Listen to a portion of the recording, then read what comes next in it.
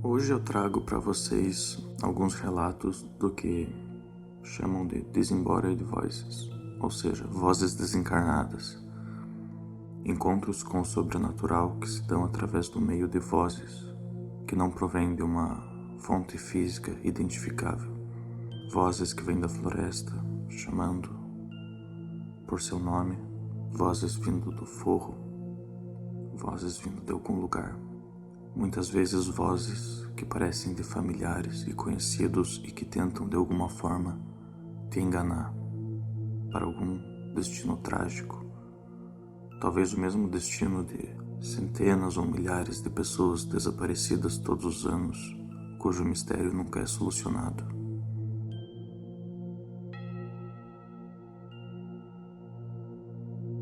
Tim tinha 12 anos de idade e estava no quintal jogando basquete sozinho, no fim de tarde de verão no Canadá. Depois do quintal, iniciava uma área de floresta, logo para trás da cesta na qual o jovem estava atirando a bola. Ele estava completamente sozinho ali, com o céu já escuro, quando ouviu 3 bips eletrônicos vindos da floresta, um atrás do outro, logo adiante de onde ele estava. Ele achou estranho, imaginando que alguém tinha perdido seu pager ou algo assim na floresta. Pensou no pager do seu pai, mas lembrou que o pai tinha prendido ele na cinta para não perdê-lo. O som de um pager foi o mais próximo que ele conseguiu chegar para descrever o barulho que ouviu. Por um momento, isso prendeu sua atenção, mas após a sequência de barulhos, deixou isso para lá e voltou a jogar basquete. Não demorou muito para o seu jogo ser interrompido novamente. Lá no mato escuro, uma voz não identificada chamou ele. Ela tinha um aspecto mecânico e artificial, como se fosse um tipo limitado de pré-gravação, pelo que ele pôde entender. Mesmo que a voz não fluísse como quando vem de uma pessoa, ele entendia que era uma voz masculina. Sendo a primeira coisa dita naquela noite, sua presença se impôs sobre a quietude. A voz chamou Tim pelo seu próprio nome e captou toda a sua atenção, fazendo com que recolhesse a bola e desse um passo à frente. Depois de a voz o chamar algumas vezes, ele se sentiu inclinado a responder, pois a voz que o chamou como se o conhecesse. Mas ele também pensou que talvez fosse o seu pai, pois a voz era masculina e de algum modo familiar, mas ele não estava 100% convencido de que era seu pai. O fato de não conseguir fazer essa distinção já era bem estranho para o jovem. Após ele responder à voz, ela trouxe um simples pedido. Convidava Tim para que fosse com ela na floresta. "Vem aqui", dizia ela. Ele não se moveu e pareceu claro para ele que a voz tinha percebido sua hesitação, pois então ofereceu uma razão para que fosse para a floresta. "Vem aqui, eu achei uma coisa." Tim lembrou do barulho de bip e passou a se perguntar: será que o pai achou o pager ou a fonte dos bips na floresta e está me chamando para ver o que é? E a voz repetiu: "Vem aqui, eu achei uma coisa", adicionando: "Siga minha voz", a mensagem. Então, como que para convencê-lo de que havia algo lá, o aparelho que estava bipando fez o som mais algumas vezes. O garoto começou a pensar na situação e sabia que seu pai não estaria andando na floresta de noite.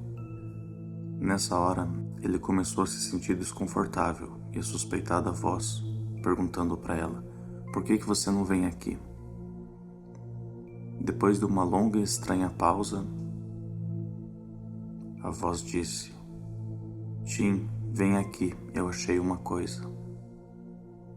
Então, num estalo, ele percebeu que não só era aquela primeira frase com que foi abordado pela voz, mas tinha sido dita de forma idêntica também. Seja lá o que estivesse lá fora, seu vocabulário era muito limitado. A voz ficava repetindo as mesmas frases de novo e de novo, sem nenhuma mudança. Ela era incapaz de responder às suas perguntas ou entrar numa conversa, como se tivesse uma gama muito limitada de mensagens pré-gravadas. Perceber esse fato foi o que mais deixou Tim em alerta sobre aquela voz. Na sua cabeça, tentava desenhar a imagem do que estava acontecendo na floresta, imaginando um aparelho no chão e seu pai de pé ao lado, se perguntando: o que meu pai podia ter achado lá? Por que ele não traz para casa para me mostrar? Toda pergunta que ele fazia para si mesmo era respondida pela mesma assustadora resposta: não era o seu pai. Mais uma vez, a voz falou no seu tom robótico: venha para a floresta. Você tem que ver isso. Eu tenho que te mostrar uma coisa. Nisso, Tim se deu conta de que já estava no fim do caminho da garagem, com as pontas do pé tocando os pedregulhos que separavam a estrada de pedras que separava ele das árvores da floresta. Ele não tinha memória alguma de ter se locomovido naquela direção e ter chegado tão próximo da floresta ou da coisa que chamava ele. Perceber isso soou um alarme em sua cabeça. Ele espiou a floresta e não viu nada. Só havia escuridão.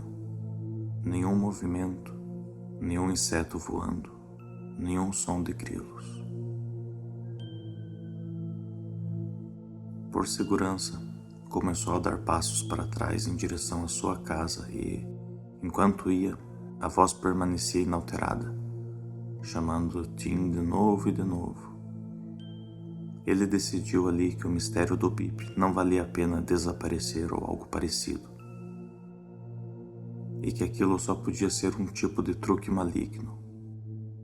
Optou por ignorar aquele estranho fenômeno e voltar ao seu jogo de basquete. Depois de um tempo, a voz desistiu e a floresta ficou silenciosa. Mas não antes de Tim ouvir aquele mesmo bip eletrônico do começo tocando mais 3 vezes.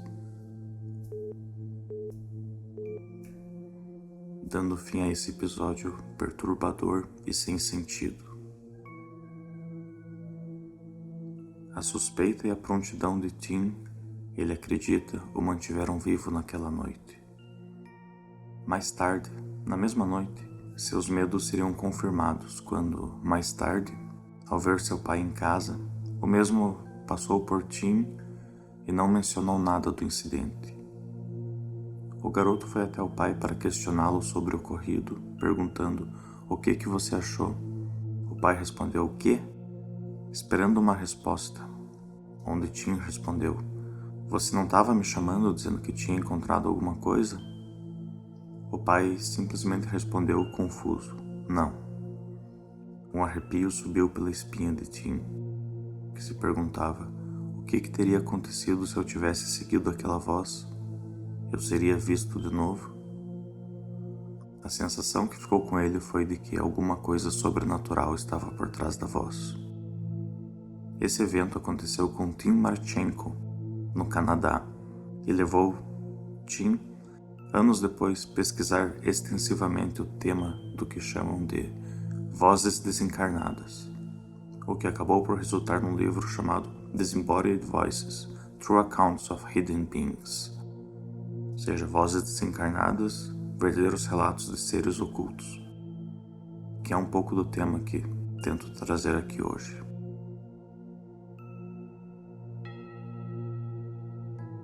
Essa segunda história é contada por uma mulher que conta que sua casa definitivamente era assombrada ou que um espírito ainda residia ali. Na verdade, a casa originalmente era do seu namorado. Quando eles começaram a namorar, ela dormiu em sua casa uma noite. O namorado precisou então acordar no meio da noite para buscar seu irmão, porque o seu carro havia quebrado. Então a garota ficou sozinha em casa.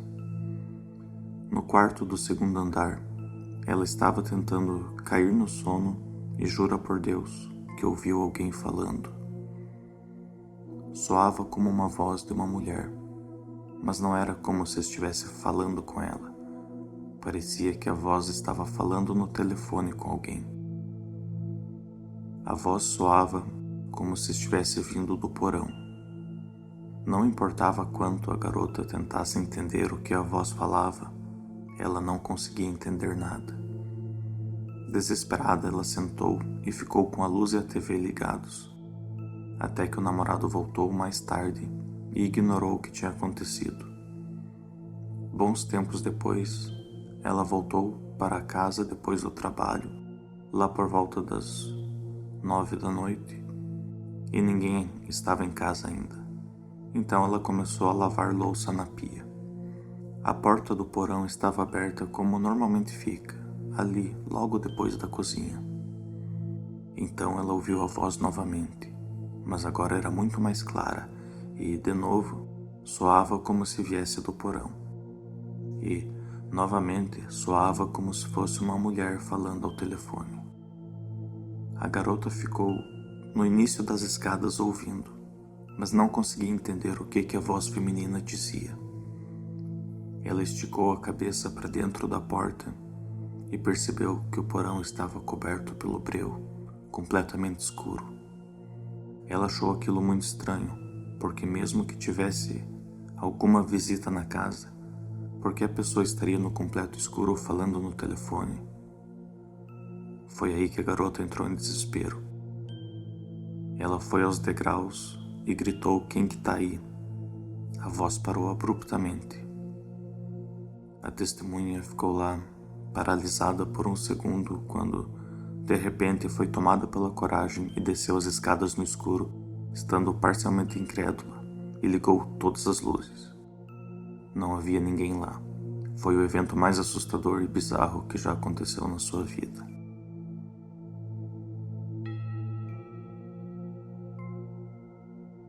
A testemunha da próxima história teve uma estranha experiência em sua própria casa. Ela ouviu o que parecia ser seu irmão cantando.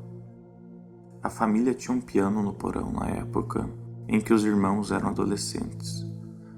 E todos os dias o irmão da testemunha passava um bom tempo nele tocando música. Eles moravam numa casa antiga e o som viajava pela casa com relativa facilidade. Então, mesmo quando ele estava tocando ou cantando baixo, a sua irmã conseguia ouvi-lo no andar de cima. Numa manhã, lá pelas 8 horas, ela acordou e estava se arrumando para o dia. O seu irmão já estava cantando no porão, sendo escandaloso e irritante. Sua voz era muito distinta, não tinha como confundir. Ela saiu do banheiro, se inclinou sobre o topo da escada e gritou para ele calar a boca. Ele continuou cantando, então ela gritou mais alto ainda. Então, de repente, ela lembrou que seu irmão não estava em casa naquele dia. Ele tinha saído mais cedo naquela manhã com seus pais. A cantoria parou. Ela correu até o porão e encontrou o porão vazio e completamente escuro. Ela estava sozinha em casa.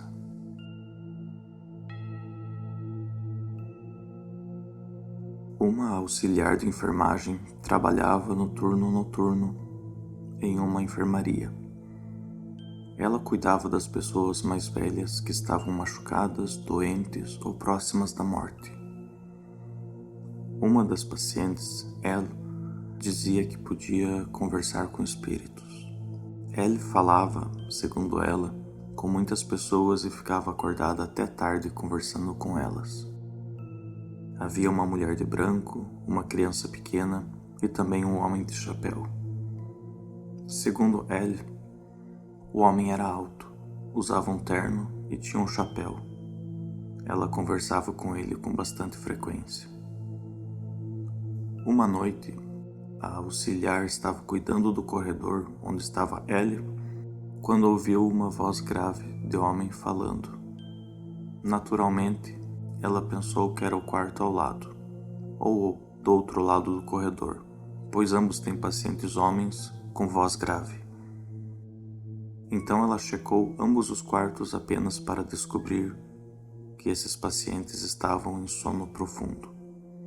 Ela continuou ouvindo a voz, mas ouvindo ele falando também.